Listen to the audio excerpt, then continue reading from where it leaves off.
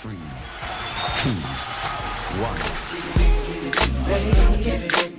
It's time for Sax. Get it in, you got to go for what you love. Sax. We're happy to have you on the line. How's it going? Oh, it's a pleasure to be here with you and take a few moments to chop it up a little bit. Greetings to everybody out there and listening and supporting music, live music, and all forms of music everywhere. Good to talk to you. You too. You got some really nice material. It's pretty upbeat and cool melodies.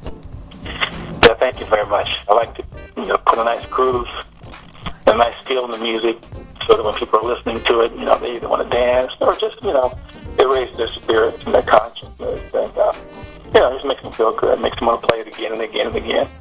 Right. So you started playing music at the age of 8 and with the classical piano. What made you evolve to the saxophone?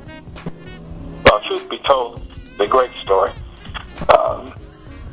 Originally, I wanted to play saxophone, and that desire started at about the 3rd grade. But unfortunately, in the public school systems, back when all the public school systems were providing band for kids, you couldn't take band courses until 4th grade.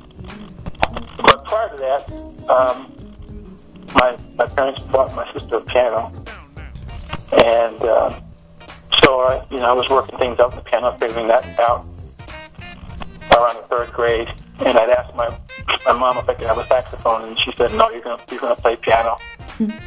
And she was nice about it for that first year. Until the end of the year, she said, "You're going to play piano," and I thank her for that to this day. So I was able to take saxophone in the 4th grade.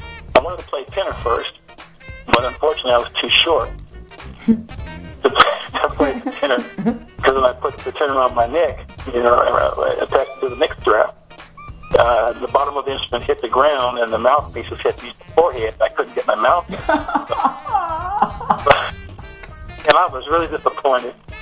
And I was in the hallway in between classes making squeaks and carrying on, and the principal came out and told me I couldn't do that. But I was so hurt because I didn't think I could. I really wanted to play that instrument. So I found that I could play an alto, and that fit my body. And so I started with alto first, and then went on from there.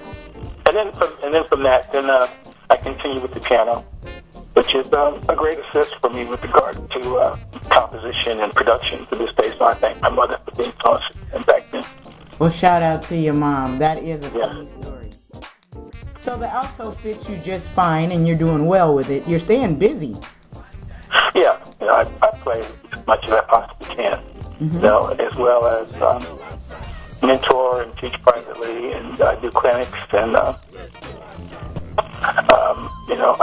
do my jazz thing, and I play with other groups from time to time. I also play saxophone with Confunction. It's a great group. Okay, all right. Shout out to Confunction. My cousin was Cedric Martin, original member of Confunction. Yeah, put down those fat bass lines. Absolutely. Yeah, for real. So on your project that you're recording, when are you looking at releasing that and touring that? Right now I have a 5-song EP that's out, and I am currently working on finishing up maybe 5, maybe 7 more tracks for that. So I'm looking at for the next couple of months to get that out, to get it out online, and available to people to download and to buy hard copies if they want. So right now I do have an EP that I have available for folks who want to pick that up. For the young saxophonists coming up, what are some tips you can give them to improve their technique? Well, you know what? One of the first things that I teach a lot of people who study with me, and whenever we have conversations, I tell the youngsters, I ask them, who you listen to? Or who do you listen to? And they'll name a few people that are, within the last 10 or 15 years. But I say, what you need to do, you need to go get from me your record from your grandparents or your parents or, whatever.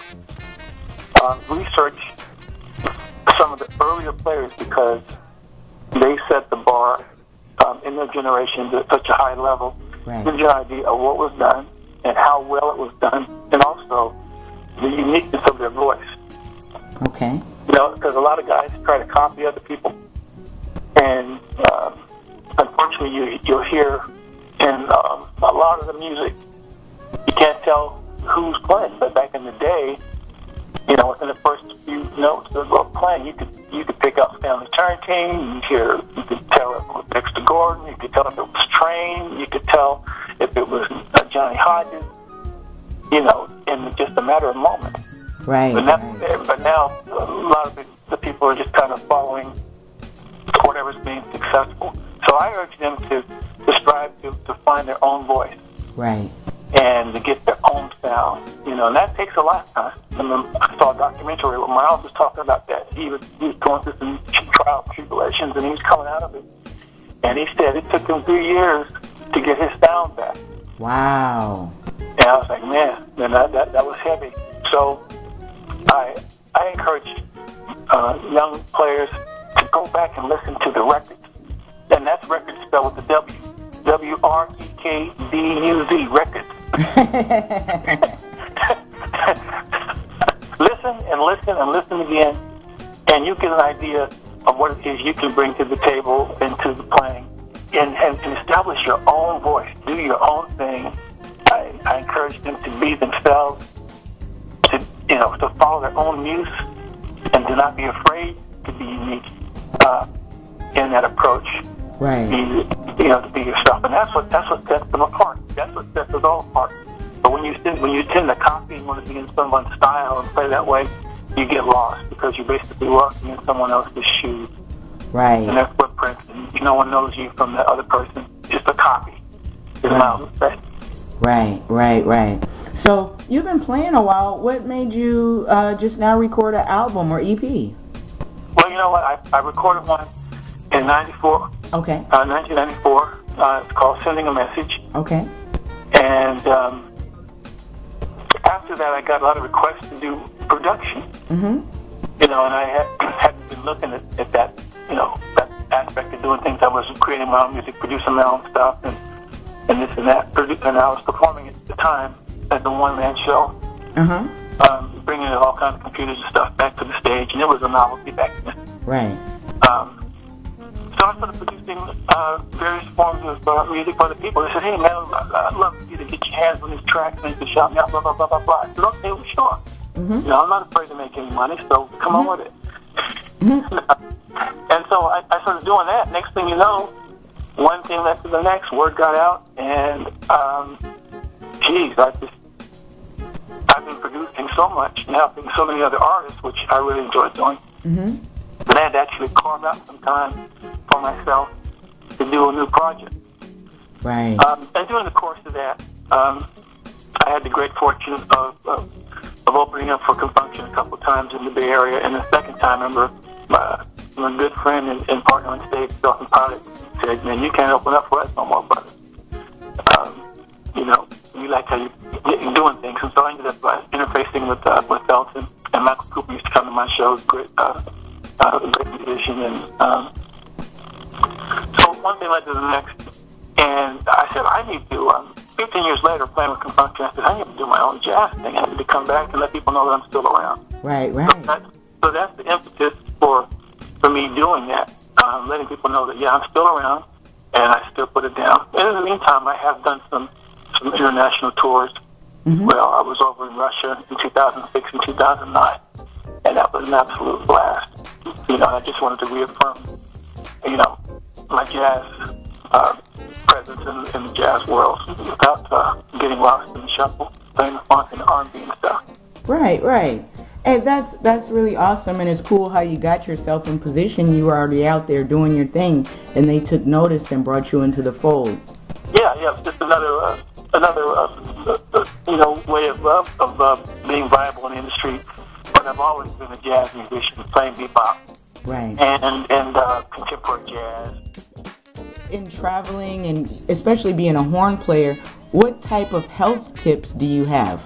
Because the road can get you raggedy. You said that. Now you're preaching.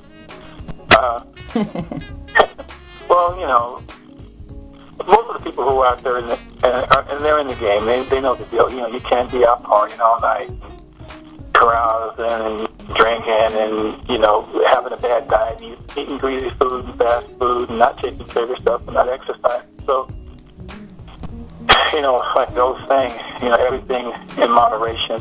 Right. But it's really important to watch your diet, you know, watch your hydration, you know, take care of yourself, exercise, and try as much as possible to keep reasonable hours and not go overboard doing things. Of course, you know, the cleaner you live, the better you'll be in terms of, you know, not doing a bunch of crazy stuff and things that'll be harmful to you physically, spiritually, and otherwise. Right.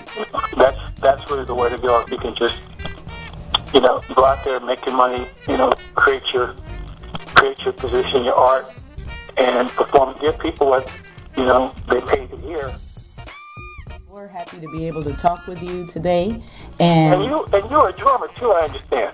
I'm a drummer and a percussionist. Yes. That's what I heard. I heard you, you know, you come with the heat. God is good. People, they say that. I'm gonna give you a shout out.